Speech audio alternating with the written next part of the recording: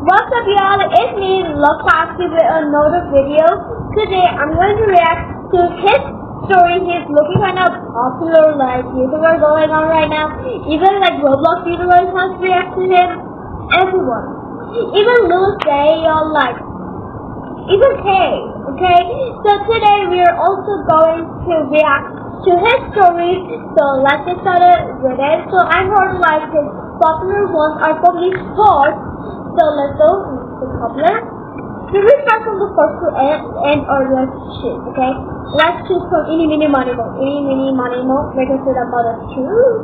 Okay? My daughter came home crying with an F because her teacher didn't know what color blue. The first time I realized something was wrong, Riley came home from school holding out her arm. Look, Dad, you can see the blue blood in my veins right here. She traced the blue lines under her skin with her finger. I put down my coffee and looked at her. Actually, sweetheart, that's not true. Blood is always red because of hemoglobin. It's just darker red in your veins. Her face scrunched up, but Mrs. Miller showed us a whole PowerPoint about it. She even had diagrams from a science book. The next morning, I packed my work scrubs in my bag. I'm an ER nurse at Mercy General, and I was working the afternoon shift anyway. I sent Mrs. Miller an email asking if I could do a quick presentation about blood for career day that afternoon. She loved the idea. When I arrived, Mrs. Miller introduced me as Riley's dad, who works at the hospital. 28 kids stared up at me from their desks. I heard you guys learned that blood is blue inside your body, I said. The entire class nodded enthusiastically. Mrs. Miller beamed from her desk in the room. I pulled out a blood collection tube from my pocket and held it up. This is what we use to draw blood at the hospital. Notice something. The tube creates a vacuum, no oxygen inside at all. I paused. When we draw blood with these, it never touches oxygen until we pop the cap off. I showed them photos on my phone.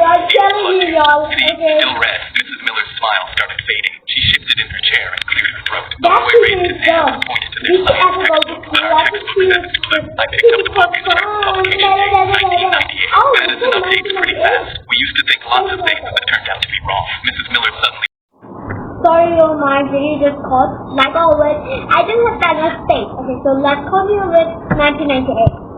1998. Medicine updates pretty fast. We used to think lots of things that turned out to be wrong. Mrs. Miller suddenly stood up from her desk, her hands gripping the edge. Well, thank you for that interesting presentation, Mr. Johnson, but we need to move on to math now. I nodded and started packing, when a girl in the back raised her hand. So our textbook is wrong? The class erupted in whispers. Mrs. Miller's jaw clenched and her voice got tight. The curriculum says, actually, I interrupted, pulling up the state science standards on my phone. I walked over and turned my phone toward her. The current curriculum specifically mentions this miss as something to correct. She stared at the screen and her eyes narrowed. Her mouth pressed into a thin line and her nostrils flared. Can I speak with you in the hallway? The kids watched as we walked out and the door closed behind us. Do you have any idea how hard it is when parents undermine my authority? Her face was red and her voice was sharp. Now they'll question everything I say. I kept my voice calm. Isn't that exactly what we want them to do? Question things and learn critical thinking. She crossed her arms tightly. I've been teaching for 22 years. I'm not changing my whole curriculum because some nurse thinks he knows better than our textbooks. The next day, I found out Mrs. Miller gave the class a pop quiz.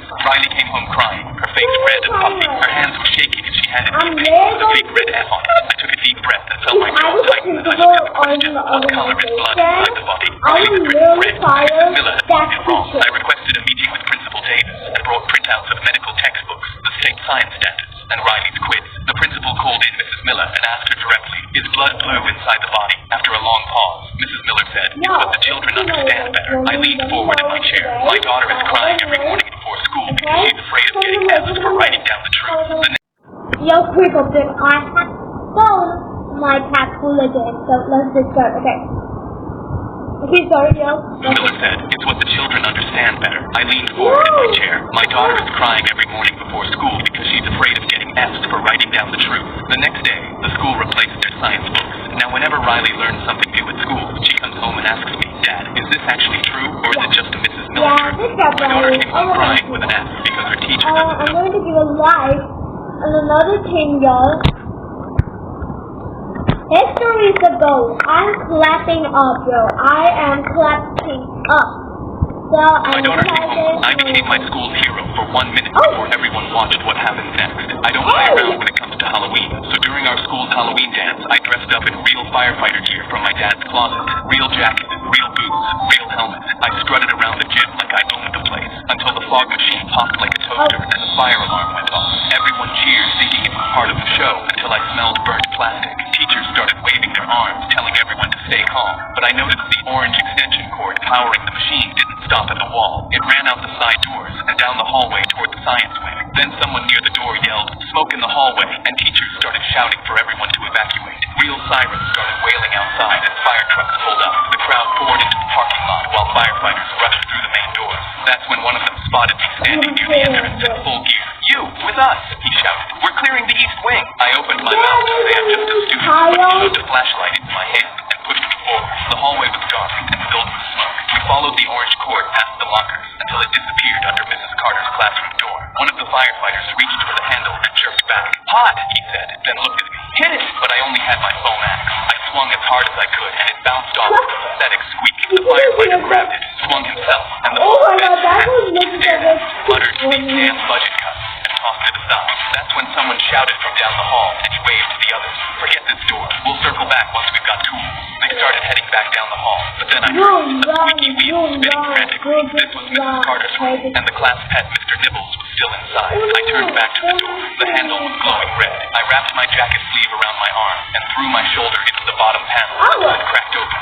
Smoke poured out and choked me instantly. The hamster cage was on the counter, and tiny flames were eating the papers around it. I grabbed the melted cord with my sleeve and yanked it from the wall. A spark bit through the fabric straight into my skin, and I screamed, but kept pulling until the plug came loose. I grabbed the cage with my smoking sleeve, and the metal seared into my palm. I could smell my skin burning. My lungs felt like they were filled with glass, and my vision was going black around the edges. But I ran. When I burst through the side door, I collapsed face first onto the concrete and threw Mr. Nibbles onto the grass so I wouldn't crush it. I could hear cheering, his hands grabbed me, and someone pulled off my helmet. A firefighter was staring down at me. "Kid, you're a hero." That's when I heard the scream. I turned my head and watched a hawk swoop down, grab Mr. Nibbles in his talons, and fly away.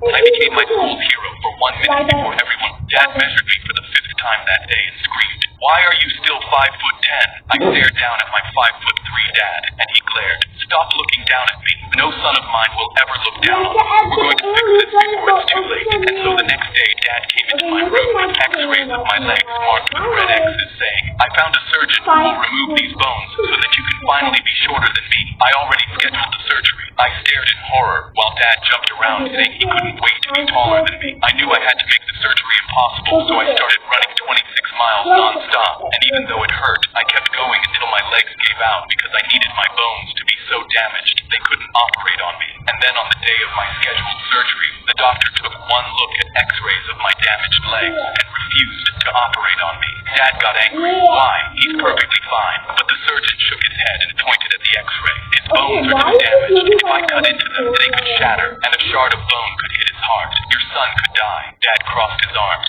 "I'm okay taking that risk. Just do it so he can be shorter than me." But the doctor kept saying no, and I thought it was finally over. But when we got home, Dad grabbed his toolbox and said, "If a surgeon isn't going to fix this, then I'll do it myself." He chased me around the house screaming, "Get back here. You will be shorter than me." I ran outside across the yard, and that's when Dad's foot got caught on the garden hose, and he fell down hard, and I saw both his legs were bent the wrong way. Dad screamed, and I called the ambulance. And when they arrived, paramedics loaded him onto a stretcher, while one of them questioned me. "How do you know this man?" he asked. When I said he was my dad, his eyes bulged, and he looked back and forth between my dad and me, and then suddenly asked, "How is he your dad? He's so short." Dad thrashed so hard in the stretcher when he heard a paramedic had to sedate him.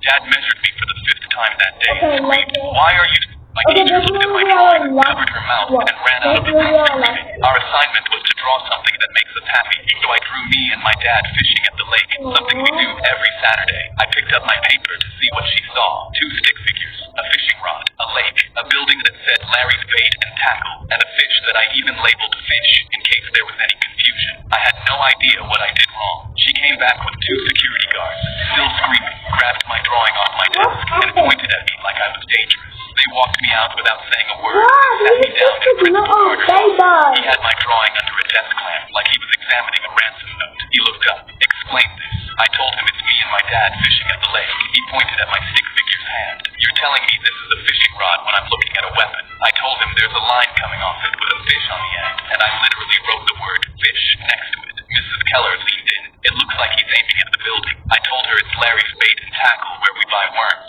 and he's facing the water because that's where fish live, and that's how fishing works. I didn't understand how every adult in the room was looking at a fish and seeing a threat. Principal Carter picked up his phone and called my dad. Mr. Davis, your son drew an image that appears to depict a school shooting. We need you here immediately. I sat there staring at my drawing, wondering how I ended up here. My dad showed up still in his work shirt with dirt on his hands and stopped in the doorway. Where is he? What did he draw? Principal Carter slid the drawing across the desk, and my dad picked it up, stared at it, and laughed. Not a chuckle, a full laugh. This is from last Saturday. He pulled out his phone, turned it around, and the photo was right there. Me standing in front of Larry's bait and tackle holding my fishing rod. Same building, same rod, same everything. He looked at the principal. Is everyone in this room slow? My son drew a fish, labeled it fish, drew a fishing rod, drew a bait shop, and you looked at that and saw a school shooting. Nobody said anything. You pulled my son out of class and called me to work because not one adult in this building stopped and said, hey, maybe that's a fishing rod. Mrs. Keller stared at the floor, and Principal Carter had nothing. My dad put the drawing in his pocket. We're done here. Let's go. Next art class, I drew Mrs. Keller and labeled it donkey in case there was any confusion. My teacher looked at my drawing. That was a real good end. So if you guys want to see more reaction videos, make sure you guys like and subscribe. Bye, cookies. Bye. See you at 1 a.m. because tomorrow is final. So I will try to make you guys. So bye, y'all. Love you.